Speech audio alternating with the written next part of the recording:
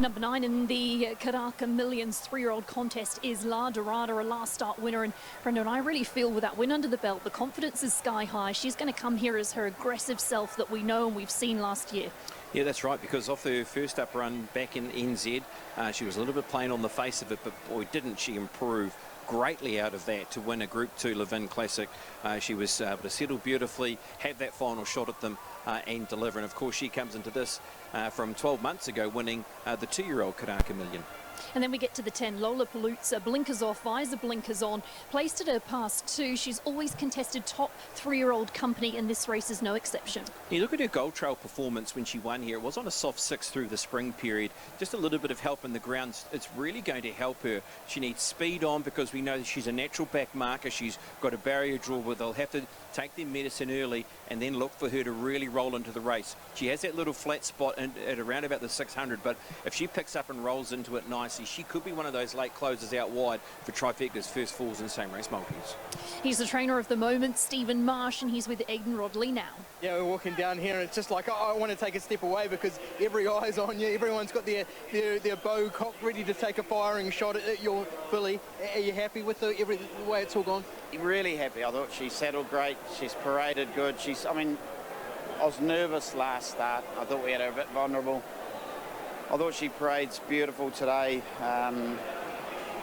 Look, the track's playing great with the rain we've had. We obviously want a firm deck, but look, it's good. I think it's going to be, should suit all runners, and yeah, I can't fault her. What was the conversation with Matthew Cartwright like? Yeah, I just said, look, you know the filly.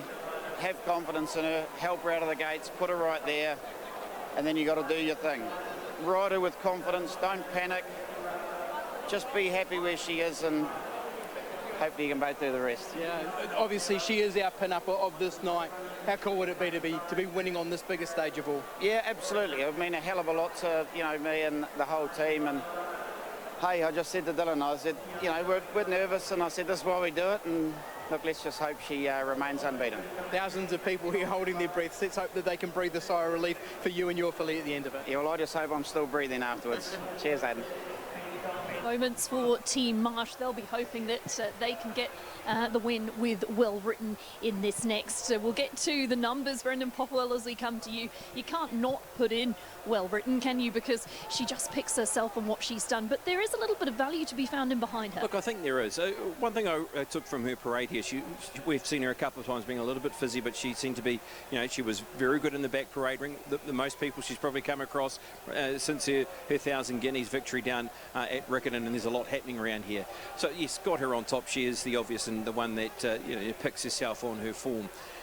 As I said though in the pre-parade, if there was one horse that can find a little chink in her arm, and if things don't pan out for her in the run, affirmative action just might be that horse that can be positive from the get-go, plant himself in a really good position near speed, and I thought he was the one for same race multis, Lollapalooza. And the other one is probably Romanoff, who did win the 2,000 Guineas, of course, 2 starts ago, and holding off affirmative action. He's a little bit forgotten about, and he's a horse that's won a Group 1. So we'll go 8 to beat 2, 10 and 1.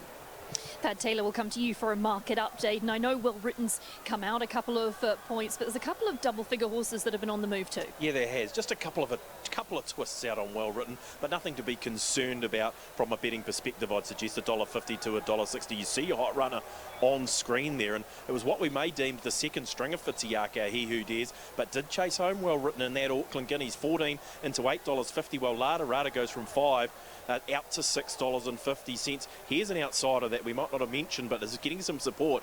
Argo got as high as $41, works its way into 20, so it's halved its quote.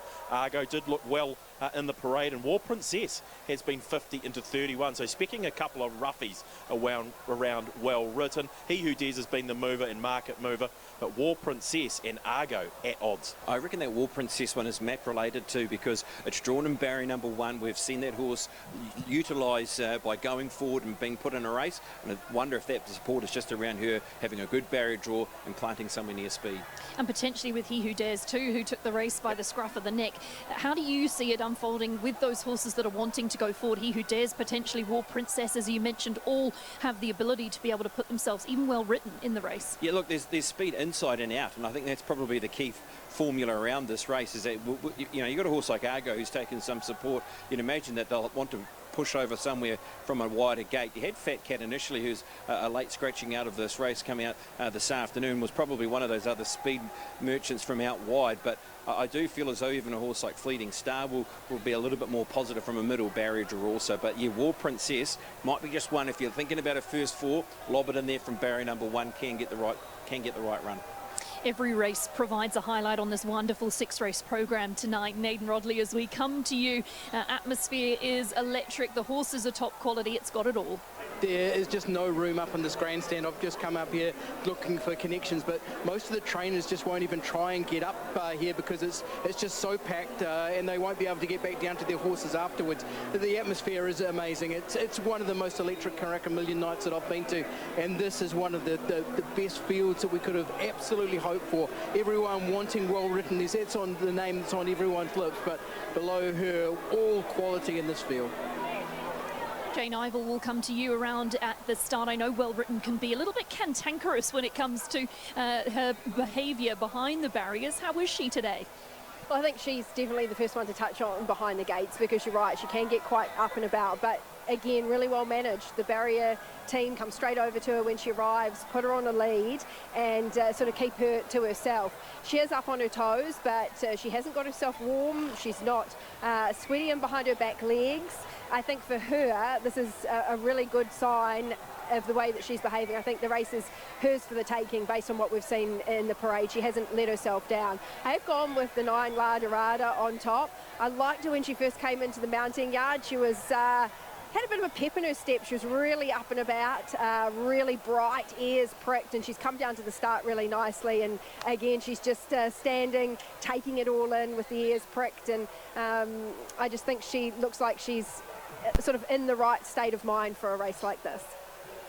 She's aggressive, feisty, isn't she? La Dorada, and the confidence is sky high. Thad, quick market update from you, because I see Well Written is getting some late support. Yeah, here's the pushback you want to see if you're a Well Written supporter or a fan of racing. Back into $1.55 off a high of $1.60. Won't start any higher. In fact, it'll be $1.50 any tick of the clock. A well-back favourite, Well Written, and a solidly back favourite late.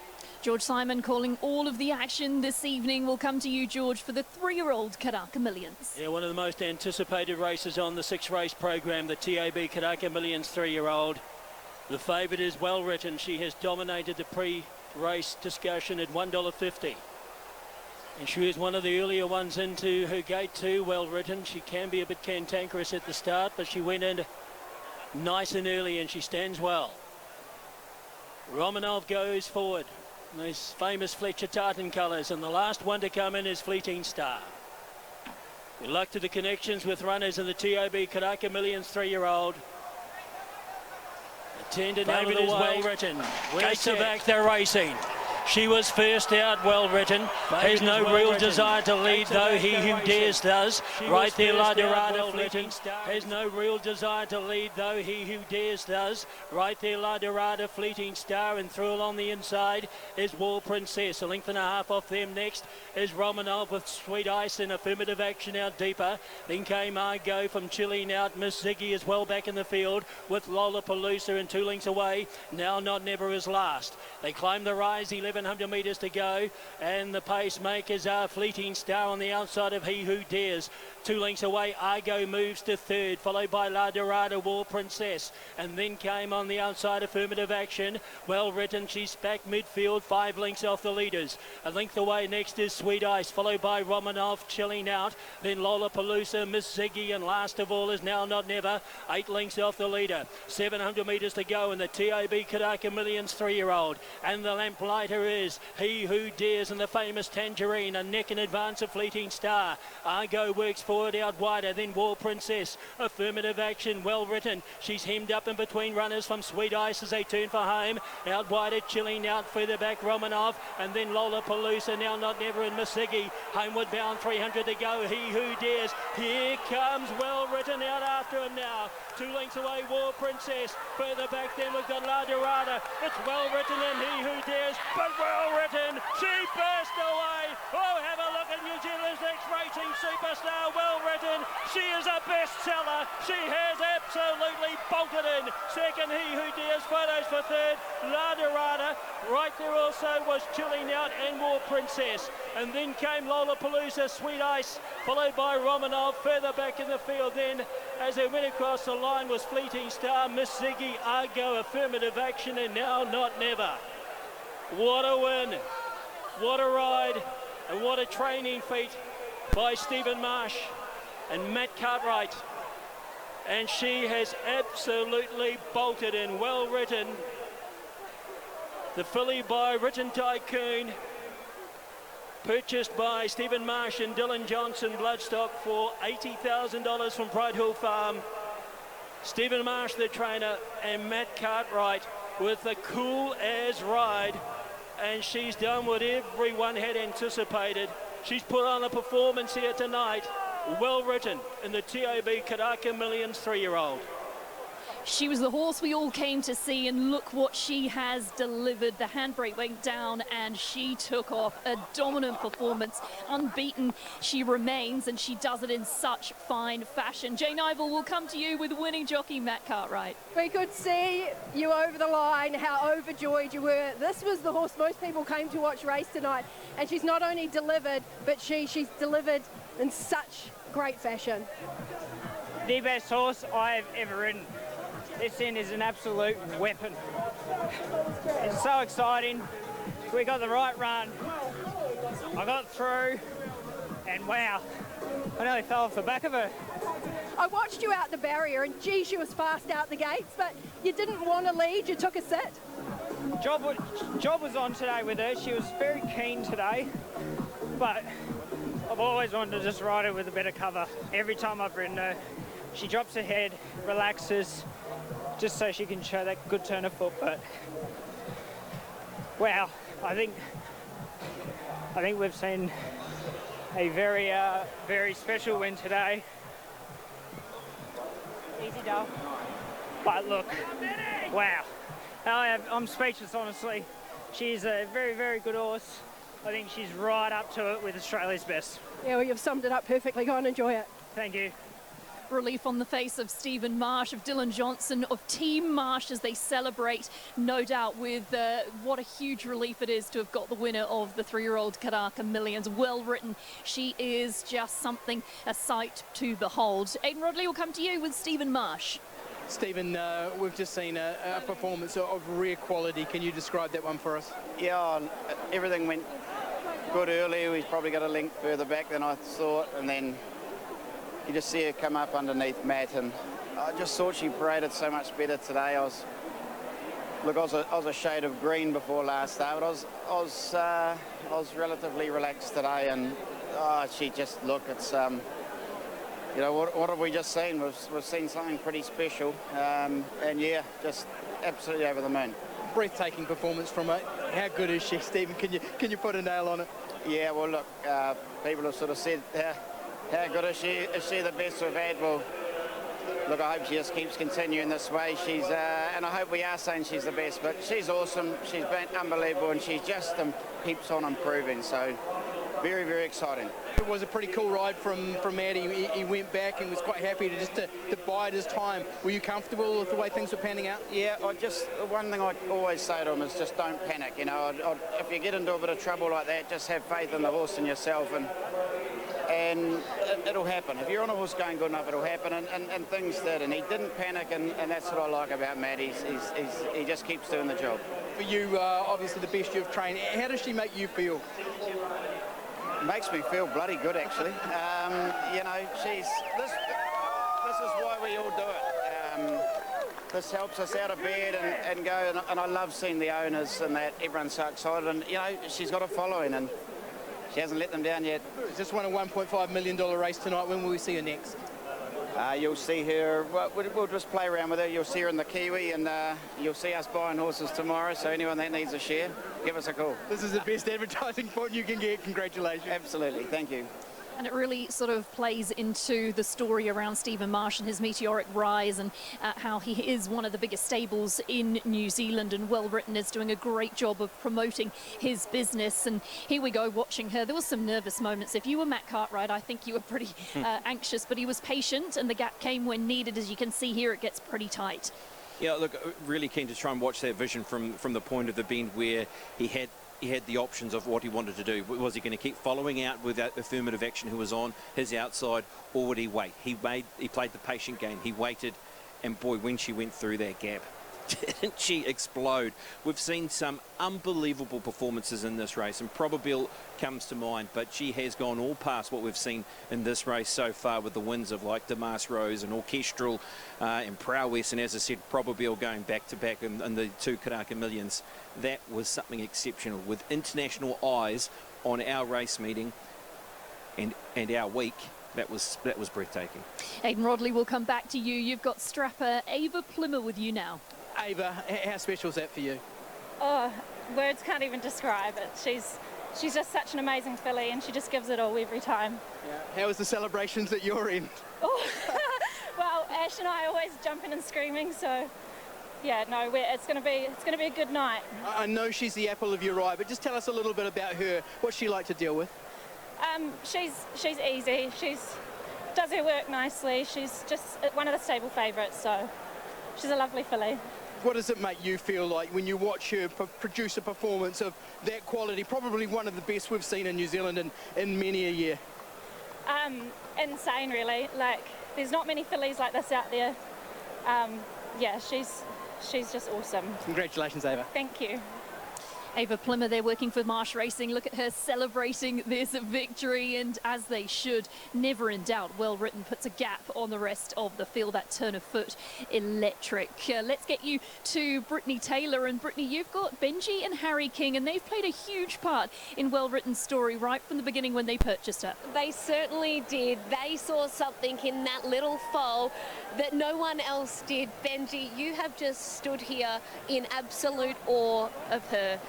What did you see in her from the start? I mean, it's hard to really explain, but you know, you just go off the breeding and the type, and Harry here, he was very adamant that she was going to develop and grow into a nice filly, and let's be honest, Dad, where the farm, where she sort of resided and grew out, he's a very good man for growing out young fillies, and he's obviously proven that once again.